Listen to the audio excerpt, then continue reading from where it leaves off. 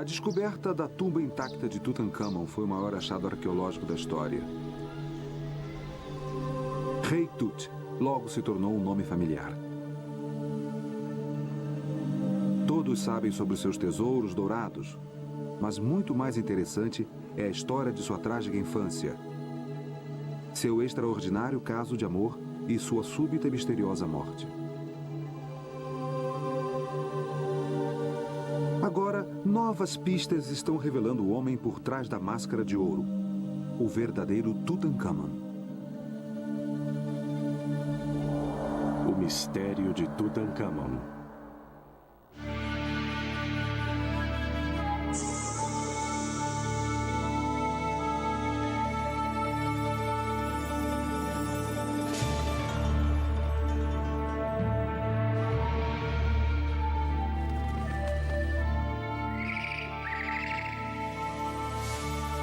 Os grandes egípcios.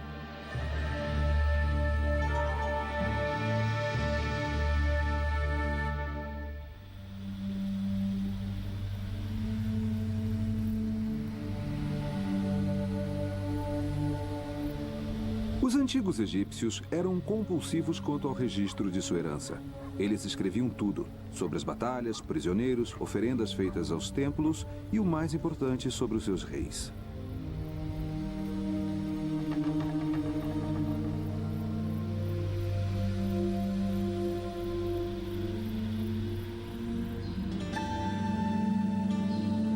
Se um egípcio queria impressionar um estrangeiro com a civilização egípcia, ele desandava a ler uma lista de reis. Quando o grande viajante Heródoto visitou o Egito, ele disse: "O sacerdote leu-me, de um registro escrito à mão, os nomes de 330 monarcas." Os egípcios tinham tanto orgulho de sua longa história que registravam os nomes de seus reis nas paredes dos templos. A lista que está melhor preservada encontra-se no templo de Sete I, em Abidos.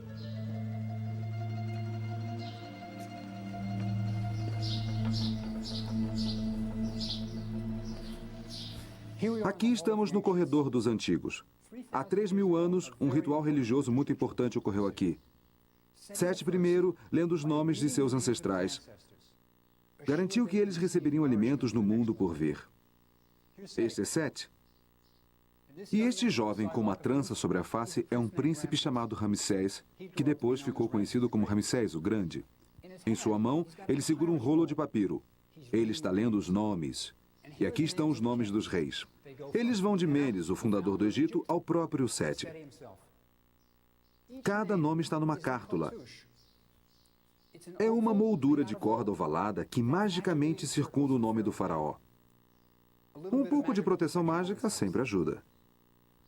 Acima, ele diz o que está acontecendo.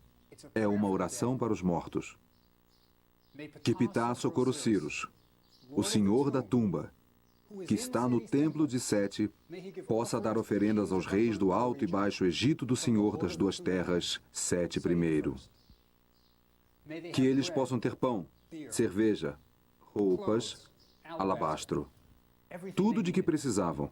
E aqui estão os nomes dos reis que receberiam essas oferendas. Aqui está Quéops, o construtor da Grande Pirâmide.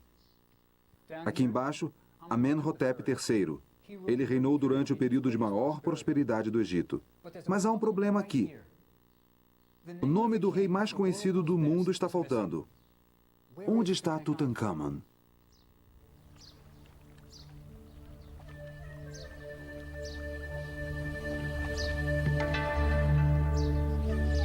Para começar a desvendar o mistério de Tutancâmon, é preciso começar aqui, em Tebas, a antiga capital do Egito. Era um lugar de fabulosa prosperidade. Os tributos fluíam do Oriente Próximo. O ouro do Sul. O Egito estava no auge, resultado de mais de 1000 anos de estabilidade. Por séculos, os mesmos deuses eram adorados. As margens do Nilo transbordavam regularmente e as explorações militares do faraó garantiam a contínua prosperidade. O poeta grego Homero escreveu: Tebas do Egito, mas as maiores possessões encontram-se nas casas. Tebas dos 100 portais. 200 soldados lutaram na guerra com cavalos e carruagens.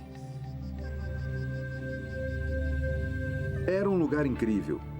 E nesse momento, quando o Egito estava no auge, o faraó Akenaton impôs uma poderosa conversão religiosa.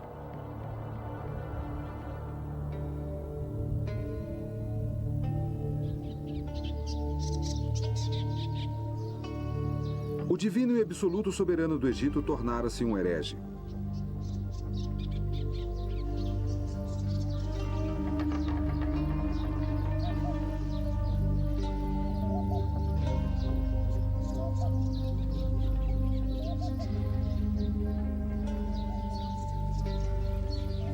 Saíram todos os deuses antigos e foram substituídos por um só, o deus Sol, Aten.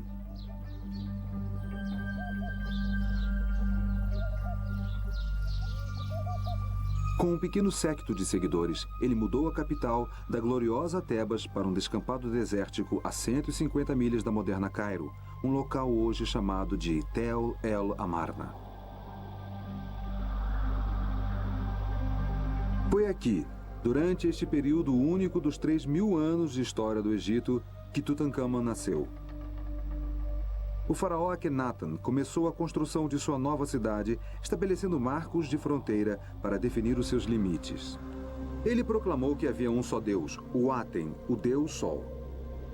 E todos os deuses familiares que os egípcios haviam adorado por anos haviam partido. Não havia mais Osíris, o deus dos mortos, ou Anubis, o deus da mumificação com cabeça de chacal. Não mais Hathor, a deusa da música e do amor, e Bes, o anão com cabeça de leão tocando o seu tamborim. Havia apenas Aten, o disco solar, cujos raios davam vida a tudo.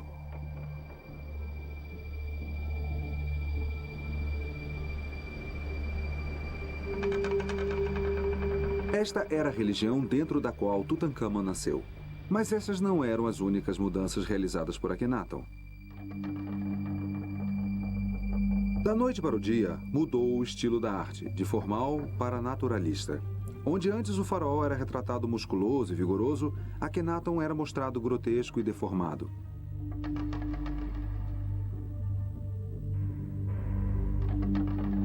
Nunca na história egípcia um faraó havia sido retratado deste modo.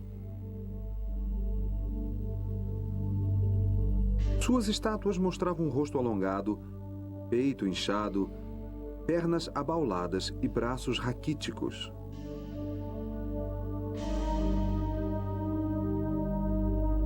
Até mesmo a esposa do faraó, a famosa Nefertiti, apresentava braços compridos e um pescoço descomunalmente alongado. Suas 6 filhas, as princesas, foram retratadas com cabeças hidrocefálicas, deformadas, com o crânio projetado para trás. Quando os primeiros egiptólogos descobriram essas estátuas grotescas, eles imediatamente perceberam que algo bizarro havia acontecido aqui. E mais surpreendente ainda era a maneira como a família real foi retratada junta. Todos eram mostrados em cenas íntimas, beijando-se e tocando-se. Akhenaton frequentemente era mostrado segurando uma das filhas no joelho num doce momento familiar.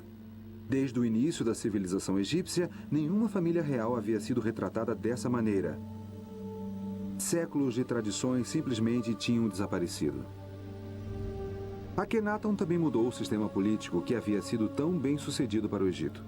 No passado, a dominação egípcia sobre o Oriente Próximo tinha sido construída sobre um grande exército liderado pelo faraó. Tendo o rei à sua frente, o exército marchava em direção aos países estrangeiros para ampliar as fronteiras do Egito. Depois que o exército conquistava a nova terra, voltava com tudo de valor que podia carregar. Esperava-se que um tributo anual fosse enviado, senão o exército voltaria. Era um sistema simples e o Egito enriqueceu muito. Akhenaton recusou-se a fazer isso. Ele simplesmente não estava interessado. Na sua cidade isolada, ele se dedicava às orações ao deus Aten e passava o tempo com sua esposa Nefertiti e suas filhas. Akhenaton transformou o papel de faraó, de líder político, em líder religioso. Foi uma época notável para o Egito, e Tutankhamon nasceu nesse tumultuado mundo. Do outro lado do rio Amarna, os escavadores descobriram uma inscrição que afirma que o pai de Tutankhamon era um faraó. Mas qual faraó? A resposta foi encontrada em um vale remoto, onde Akhenaton construiu a sua tumba.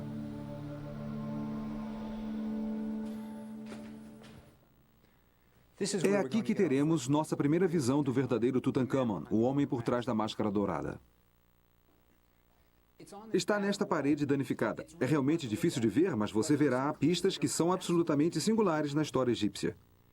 É uma cena da morte de um membro real. Veja este bebê aqui. Ele está no colo de uma enfermeira. E aqui temos um homem com um leque. Isso significa que há um nascimento real. E aqui, Akhenaton e Nefertiti. Eles estão de luto jogando areia sobre suas cabeças. Uma tradicional maneira de demonstrar luto. Aqui está a cama onde a princesa morreu. E aqui está ela.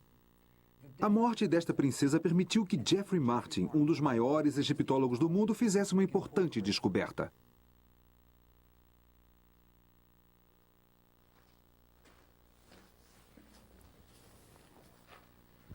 O que o professor Martin percebeu é que nesta sala há uma cena quase idêntica. Aqui estão as carpideiras, e aqui está uma se abaixando e jogando areia sobre o rosto. Mas desta vez não é a morte de uma princesa. É a morte de uma das esposas de Akhenaton. Uma esposa de menor importância, Ia. E Martin sugere que a criança que nasceu não é nada menos do que Tutankhamon. É aqui que a vida e a história de Tutankhamon começam.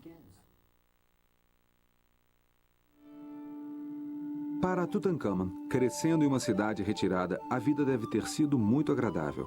As crianças eram bem amadas no Egito.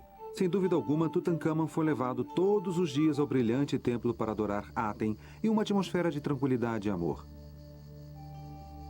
Parece que Aten foi o único. Não havia nenhum aspecto negativo na filosofia do atenismo. Este não era um deus zangado, ansioso para punir crianças travessas. E do conteúdo da tumba de Tutankhamon, podemos ter uma vaga ideia da personalidade do jovem faraó. Ele aparentemente era um apreciador de vinho, pois foi enterrado com quase 3 dúzias de jarros de bom vinho. Um homem comum bebia cerveja, pois o vinho era reservado às classes mais altas. Então a adega de vinhos que Tutankhamon levou consigo para o mundo inferior era um tesouro e tanto. Mas todos esses luxos seriam de pouco consolo frente às tragédias que breve cairiam sobre o jovem rei. Enquanto Tutankhamon estava crescendo, um dos mais ambiciosos e astutos membros da corte chamava-se Ai. Sua tumba, entalhada nos rochedos íngremes de Amarna, é a maior de todas as tumbas dos nobres. Agora, aqui está o nosso homem, Ai. E sua mão está em uma posição de adoração. Ele está adorando o único Deus admissível aqui. Ele está adorando Aten. Atrás dele está a senhora Ai. Ela está vestindo uma linda peruca, há um cone de incenso sobre a sua cabeça e as suas mãos estão na mesma posição. Ambos estão adorando Aten. Agora, se você quer ver as recompensas que isso traz, venha até aqui.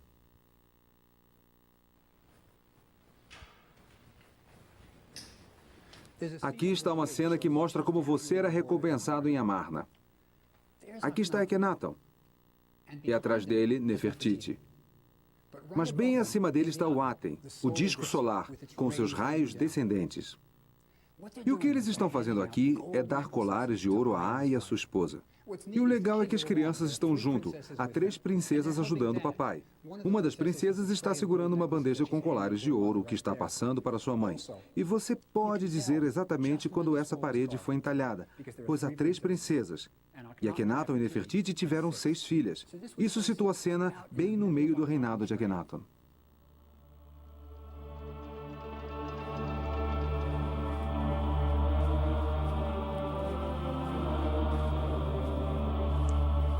E como em todo o resto de Amarna, aqui também existe um mistério. Veja essas colunas. Estão inacabadas. A tumba não está completa. Quando os operários chegaram neste ponto, eles deitaram as suas ferramentas e nunca mais voltaram. Sabemos que Ai continuou vivendo anos depois disso. Então, por que o funcionário mais poderoso de Amarna deixou a sua tumba inacabada bem no meio do reinado do faraó? Ai interrompeu o trabalho em sua tumba porque não estava bem em Amarna e não tinha a menor intenção de viver ali. Akhenaton era um líder religioso, mas econômica e politicamente o Egito estava em rápido declínio. Os territórios estrangeiros foram perdidos.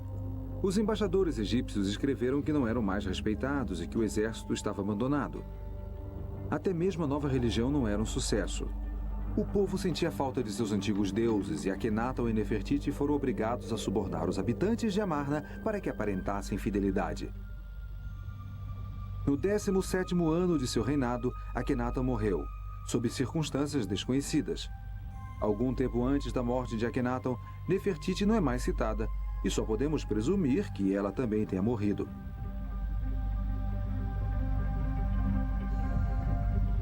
Em pouco tempo, a cidade de Amarna ficou deserta. Uma indicação de quanto todos queriam esquecer o episódio de Amarna está no famoso busto de Nefertiti. Uma das maiores obras de arte da história do mundo foi deixada para trás, na prateleira de um escultor. Ninguém a queria.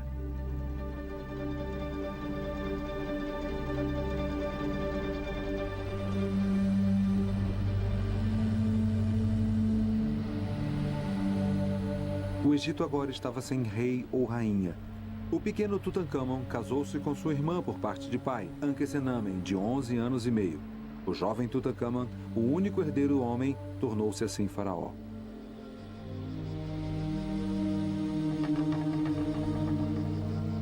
A Revolução de Akhenaton havia representado uma mudança muito grande para um Egito conservador.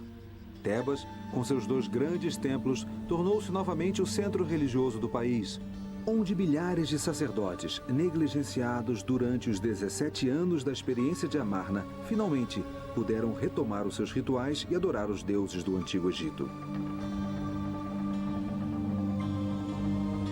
Tutankhamon, acompanhado de sua jovem esposa Ankhesenamen, passou a morar no palácio de seus ancestrais. Imagine como deve ter sido para o jovem ser arrancado do único lar que ele conhecia e levado para uma cidade que ele nunca havia visto.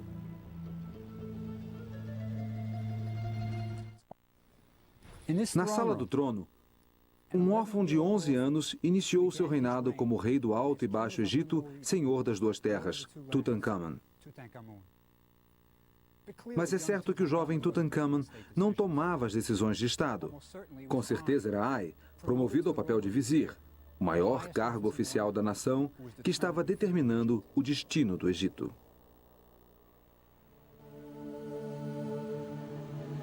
Tutankhamon não foi o único menino faraó da história do Egito.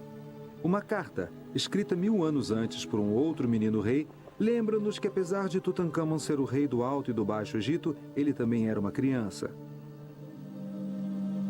Durante o reinado do jovem Pepe II, seu vice-rei, Tunúbia, escreveu-lhe para dizer que estava voltando com um pigmeu.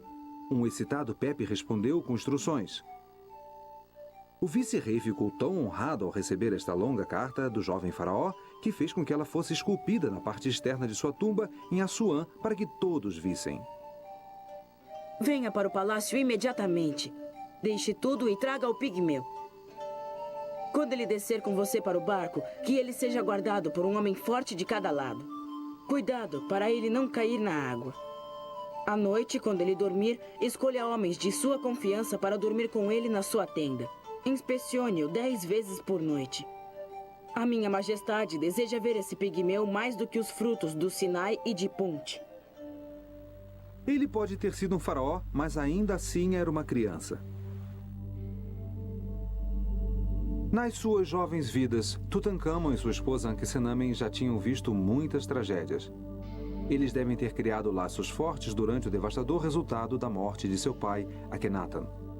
E após a morte de Akhenaton, não há menção alguma à rainha Nefertiti, que provavelmente morreu na mesma época.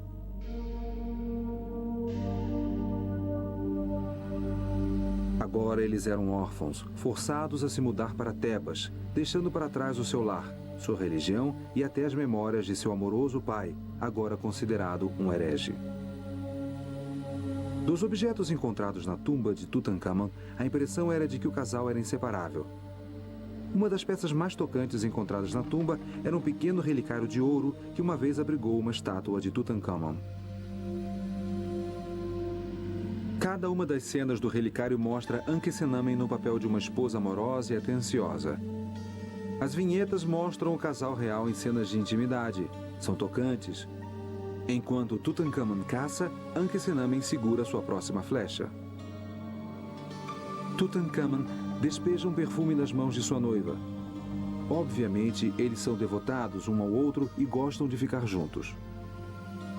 Por motivos políticos, a cerimônia de seu casamento ocorreu quando ainda eram crianças. Mas existia claramente uma real ligação afetiva entre marido e mulher. O relicário provavelmente foi encomendado por Ankhesenamen como um presente para seu marido. De certo modo, foi uma carta de amor escrita em ouro. Eles formavam um casal mágico e na tumba havia uma lamparina mágica que era o seu segredo especial. O vaso de alabastro não tem nada pintado na parte de fora, nem na parte de dentro. Mas quando é aceso, revela o jovem casal. O truque é que existe um segundo copo menor, esculpido para se encaixar por dentro, no qual o casal foi pintado. Então eles só podem ser vistos quando a lamparina é acesa e torna-se translúcida. Aqui neste canto do Museu do Cairo, há uma outra pista essencial sobre os acontecimentos. Isto é um comunicado ao público. Ele foi colocado no Templo de Karnak, o grande centro religioso de Tebas. Logo depois da chegada a Tebas, aqueles que orientavam Tutankhamun decidiram que ele deveria retornar aos antigos deuses. E foi assim que eles fizeram. Estas 3 linhas de hieróglifos aqui contam uma história terrível. Elas dizem o seguinte: os deuses e deusas do Egito, desde a ilha Elefantina até os pântanos do Delta, foram abandonados. Seus santuários estavam abandonados e cobertos de ervas daninhas. O país caiu na desordem. Os deuses tinham se esquecido desta terra. Basicamente, eles estavam culpando o pai de Tutankhamun pelo estado horrível em que o Egito se encontrava. Quando este aviso foi entalhado, Tutankhamun provavelmente tinha 12 anos. Estas não são as palavras de um garoto de 12 anos. Alguém estava culpando seu pai pelos males do mundo. Pense como ele deve ter se sentido. Deve ter sido horrível.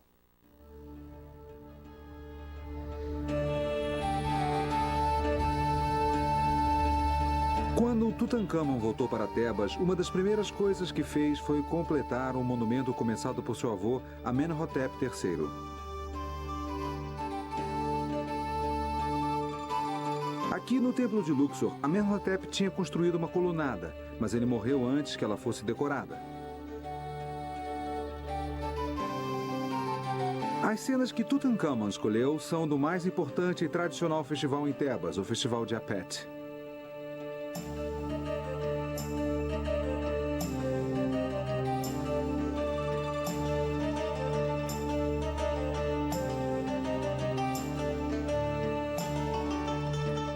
Apet é o antigo nome egípcio para o Templo de Karnak.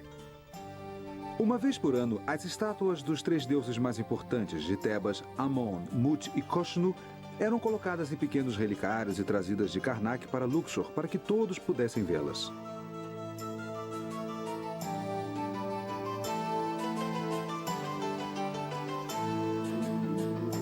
Havia procissões e as mesas eram empilhadas com peças de carne como oferendas para os deuses. Músicas, palmas, cantos e danças. Era um momento de excitação e Tutankhamun retratou tudo isso.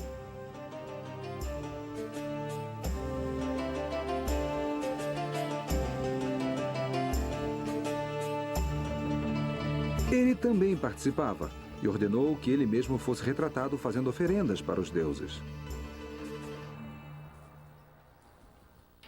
Há um grande problema aqui.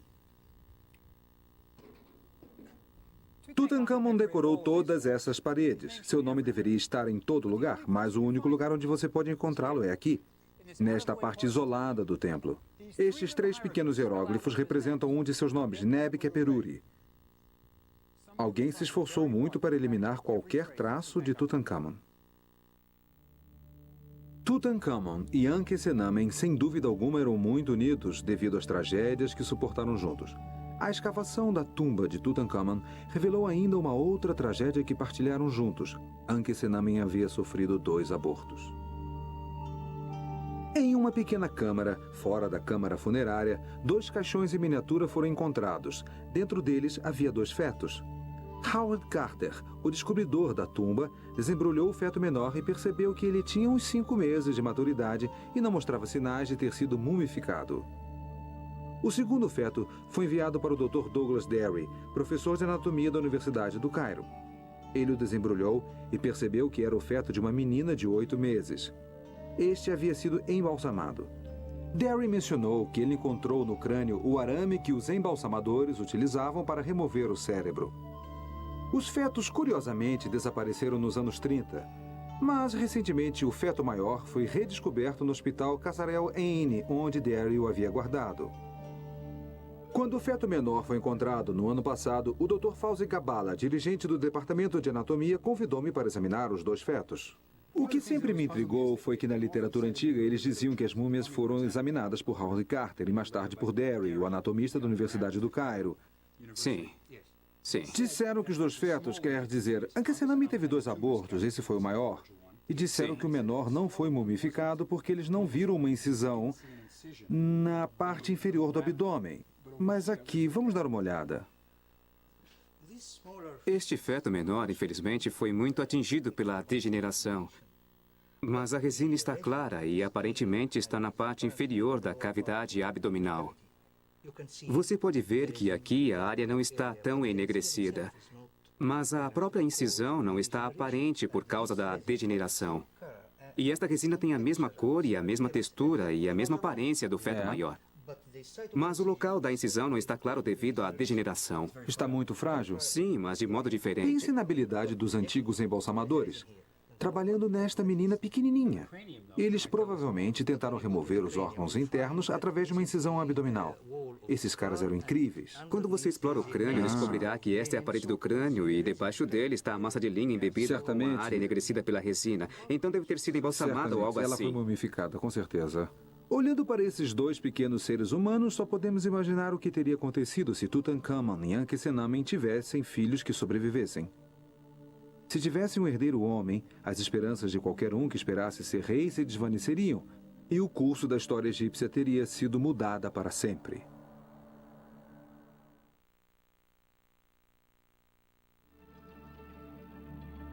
E ocultando-se nas sombras estava o pior pesadelo do menino rei.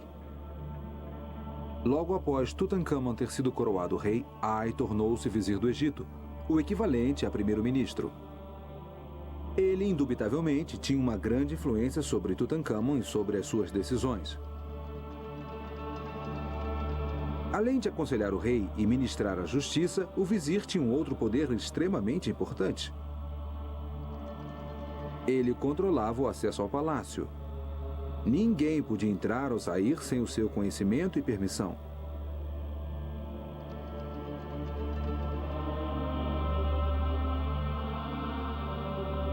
Entre os servidores de Ai, sem dúvida, havia aqueles que faziam o mal, assim como o bem.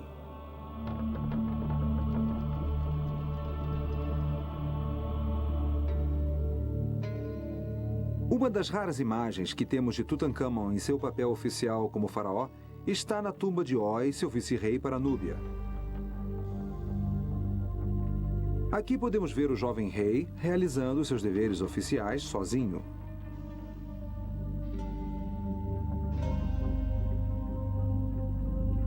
Roy era um homem importante na corte de Tutankhamun. Seu trabalho era manter o ouro fluindo da Núbia para o Egito. A antiga palavra egípcia para ouro era Nubi. Então, a Núbia, o Sudão de hoje, era onde se encontrava o ouro. Com certeza, o ouro para o caixão de Tutankhamun pode muito bem ter sido obtido devido aos conscienciosos esforços de Roy. Enquanto Roy volta da Núbia, podemos ver os seus cavalos espiando de seus estábulos.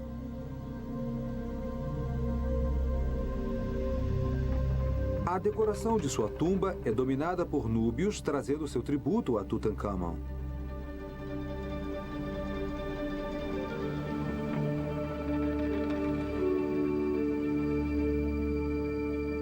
Girafas, macacos e inúmeros anéis de ouro.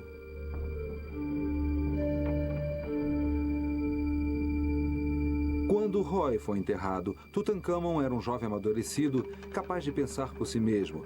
e provavelmente não mais querendo ser manipulado pelo seu poderoso vizir Ai. Esta nova independência deve ter lhe custado caro.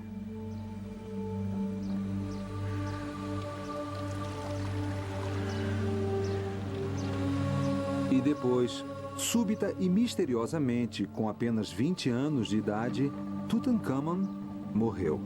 Seu corpo foi mumificado, transportado de balsa até a margem oeste do rio, o lugar dos mortos.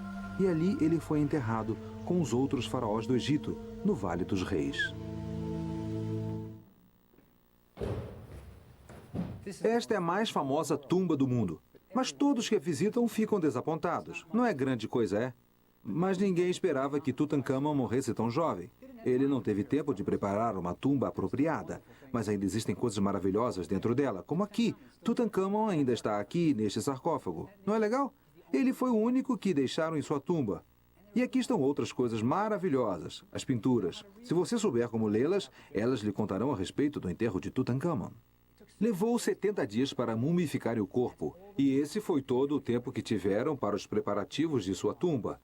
Tiveram que arrumar os caixões, os móveis, as esculturas, tudo tinha que estar aqui, e eles tinham que fazer os rituais religiosos.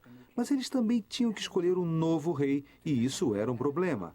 Tutankhamon não deixou nenhum filho, e o único membro real vivo era Ankhesenamen.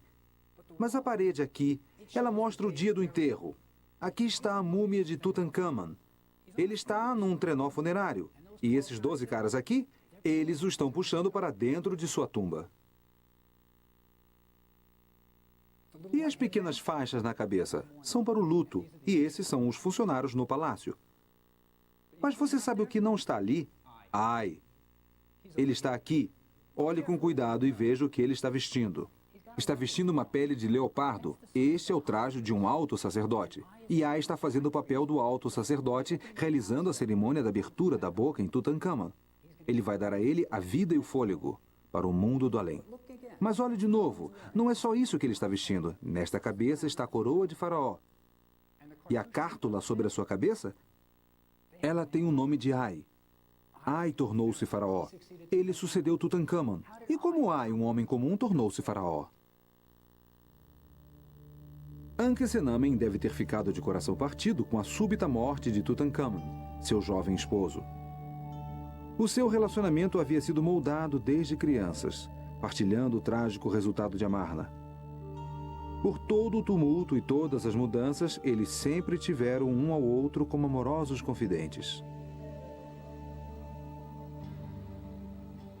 Nos dias imediatamente após a morte de Tutankhamon, uma série de eventos revelou a probabilidade de que diversos assassinatos ocorreram neste tumultuado período.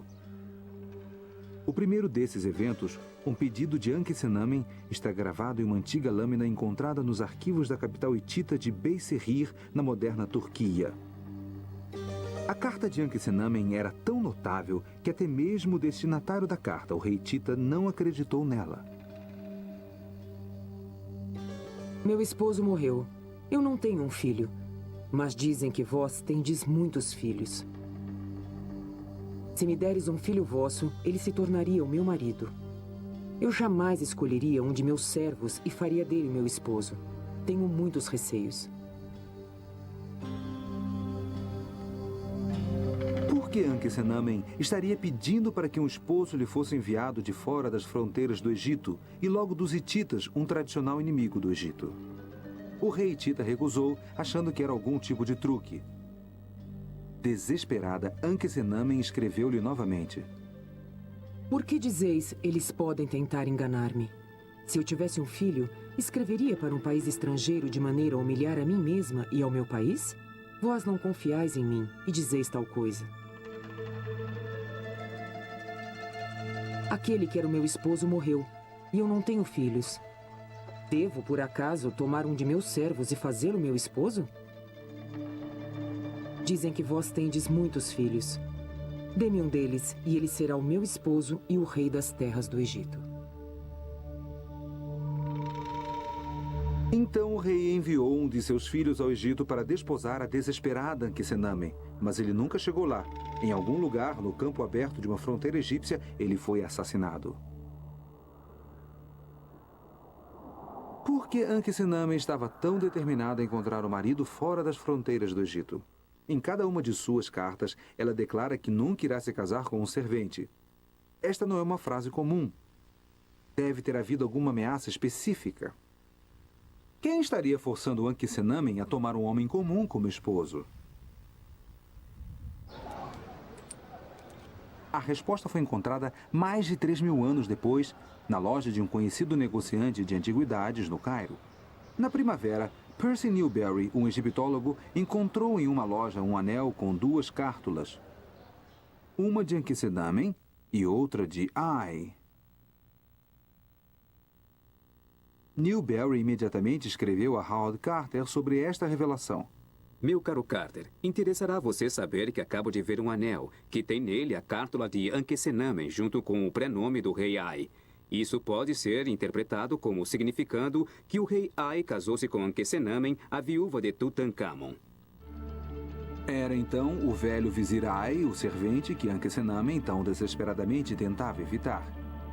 Suas cartas urgentes ao rei Hitita, o anel encontrado pelo professor Newberry e as cenas de Ai na parede de Tutankhamon confirmam que Ai sucedeu Tutankhamon como rei do Egito, desposando a assustada jovem viúva. O que aconteceu a Ankhesenamen após o seu casamento com Ai?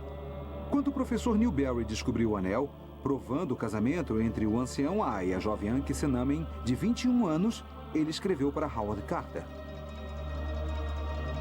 Há alguma chance de você ir para o Vale Oeste para ver a tumba de Ai? Se você for até lá, há uma dúvida muito interessante a ser esclarecida. Em uma das paredes da câmara do sarcófago, há uma figura do velho rei Ai, com a rainha Tei atrás dele.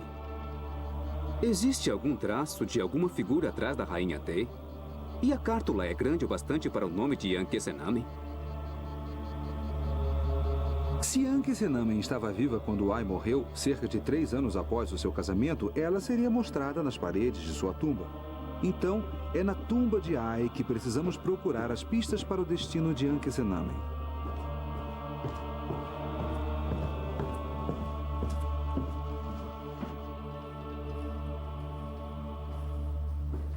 Ai mandou pintar várias cenas nas paredes de sua tumba. Estas são religiosas. Mostram os deuses recebendo Ai, as orações estão sendo feitas por ele. Mas aquela que interessava ao professor Newberry, a cena que irá nos contar a respeito de Ankhesenamen está aqui. Aqui temos Ai. Ele está caçando nos pântanos. E Ankhesenamen devia estar com ele. Ela é sua esposa, é a rainha do Egito. Mas esta cártula aqui é curta demais para o seu longo nome. Ele tem o tamanho certo para o nome da primeira esposa de Ai, Tei. E esta figura aqui é Tei, mas não há espaço para Ankhesenamen atrás dela. E os hieróglifos nos dizem que Tei é a rainha do Egito. O que aconteceu a Ankhesenamen? Para Tei poder se tornar rainha, Ankhesenamen teria de ter morrido. Assim como para Ai tornar-se rei, Tutankhamon teria de ter morrido. Só podemos imaginar que Ankhesenamen sofreu uma morte semelhante àquela do príncipe Tita e de Tutankhamon. Poderia se tratar de um serial killer? Ai poderia ter matado em seu caminho para o trono?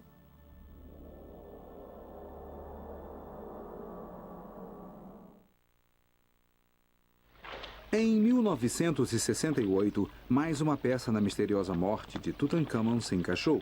O Dr. R.G. Harrison, um anatomista inglês, realizou um exame médico singular. As autoridades egípcias concederam uma permissão especial para a abertura do sarcófago de Tutankhamon uma única vez desde 1920.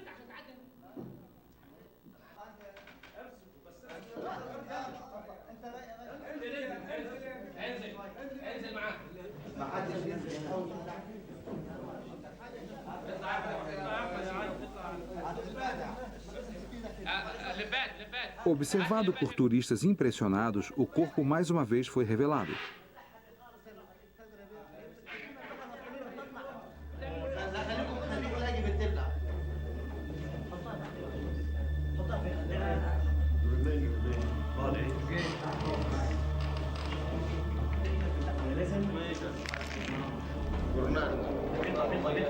Nessa época, já havia máquinas de raio-x portáteis, e pela primeira vez, o corpo de Tutankhamon foi radiografado. Os resultados foram dramáticos, pois Harrison identificou evidências de um golpe na parte de trás do crânio do rei morto. Isto está dentro dos limites normais, mas na verdade pode ter sido causado por uma hemorragia sob as membranas que recobrem o cérebro nesta região. E isto pode ter sido causado por um golpe na parte de trás da cabeça, o que por sua vez pode ter causado a sua morte.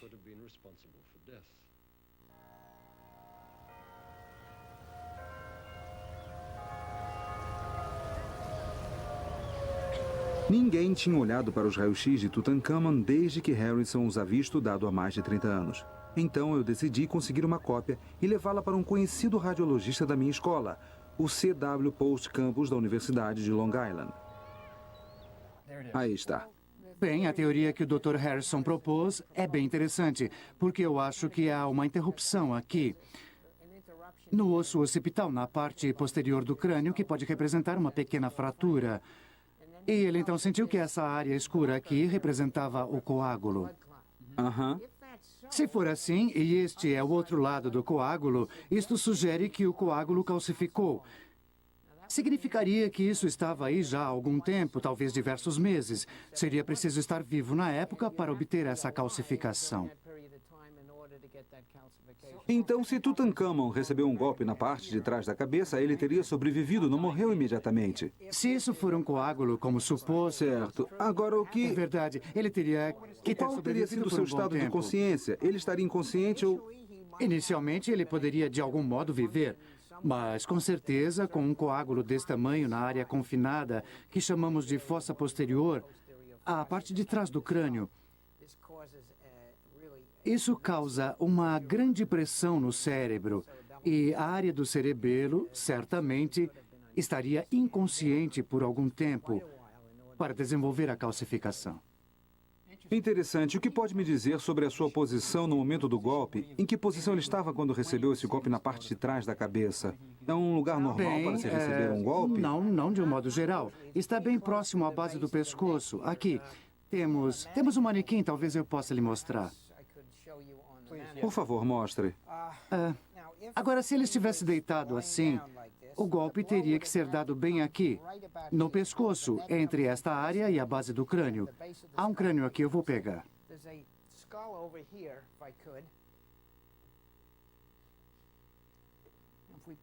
E se o pusermos na mesma posição, a coluna cervical seria aqui. Certo. E a área que pensamos estar fraturada está bem aqui. Então o golpe teria que ser dado assim. Então ele poderia estar dormindo com o rosto para baixo quando o golpe foi desferido. É verdade. Ou a sua cabeça poderia estar assim. Aham. E ter sido golpeada dessa forma. Então ele talvez ficasse inconsciente, poderia sobreviver pelo menos um mês ou dois assim, e depois morreria como resultado do golpe. Correto, Interessante, correto. obrigado. Obrigado.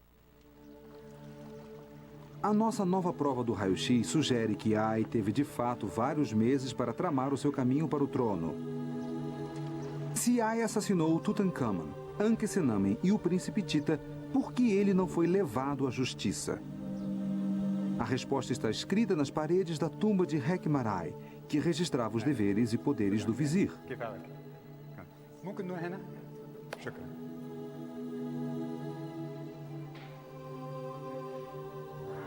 ممكن هنا؟ تمام. Ah, aqui está o segredo. Que ninguém julgue no domínio do vizir. É ele quem deve punir o faltoso. Em outras palavras, ninguém pune o vizir. Não temos uma arma fumegante, mas está claro que Tutankhamon, Ankhesenamen e o jovem príncipe Tita todos tiveram que morrer em alguns meses para que Ai se tornasse faraó. Era Ai, como vizir, que poderia arranjar para que Tutankhamon fosse morto no palácio. Era Ai que poderia arranjar para que o jovem príncipe Tita fosse morto nas fronteiras do Egito. E somente Ai poderia forçar Ankhesenamen a casar-se com ele e depois mandar matá-la. Esta estranha sequência de eventos que ocorreu há 3.000 anos em Tebas foi toda em benefício de Ai. No final, os esforços de Ai trouxeram poucas recompensas.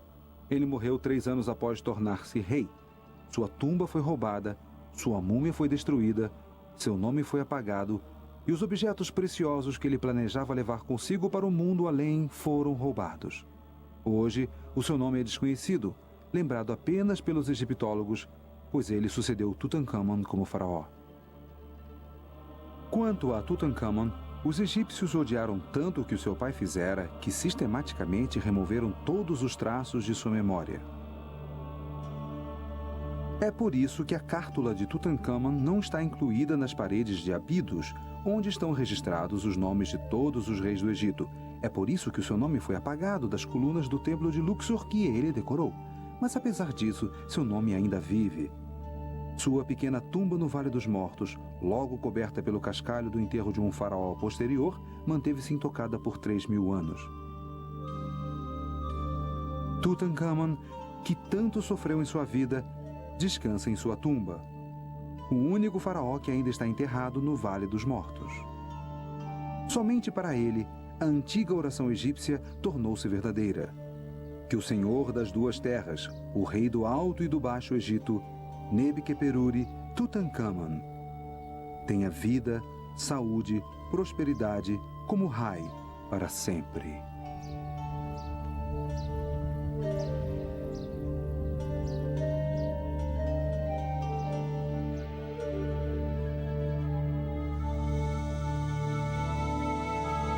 Versão brasileira. Tempo Filmes, São Paulo.